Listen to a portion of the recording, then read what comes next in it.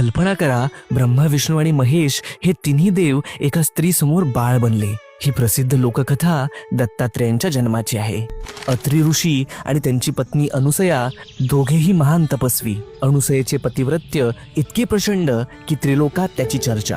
एकदा नारद मुनींनी त्रिलोकी फिरत असताना देवलोकांमध्ये अनुसयेच्या पतिव्रत्याची खूप स्तुती केली. ती स्तुती ऐकून देवी सरस्वती, लक्ष्मी आणि पार्वती यांना मत्सर वाटू लागला.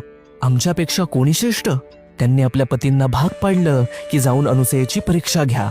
ब्रह्मा, विष्णू आणि शिव साधू वेशात अत्री आश्रमात आले. साधूंनी अनुसयेला म्हटलं, आम्हाला भूक लागली आहे, पण एक अट, तुम्ही निर्वस्त्र होऊन आम्हाला अन्नदान करा. यांची अपेक्षा मान्य करावी तर आपल्या पातिव्रत्य धर्माला बाधक होईल, आणि जर ती अमान्य करावी तर भुकेले अतिथी घरातून निघून जातील. करावे तरी काय? तेव्हा तिने कमंडलूतील गंगोदक घेतले आणि त्या तिन्ही अतिथींवर सिंचन केले, आणि अद्भुत, त्या क्षणी त्रिमूर्ती लहान बाळ झाले. अनुसयेने त्यांना आईप्रमाणे कुशीत घेतलं, स्तनपान करवलं आणि पाण्यात झोपवलं. बराच काळ तीनही देव परत न आल्यामुळे तीनही देवी चिंतित झाल्या. झालेला सर्व प्रकार समजताच त्रिदेवी घाबरून धावत आल्या. अनुसयेने दयाळूपणाने सर्वांना मूळ रूप दिलं आणि त्यावर प्रसन्न होऊन त्रिमूर्तींनी वरदान दिलं, अनुसया, आम्ही तिघेही पुत्र म्हणून तुला प्राप्त होऊ.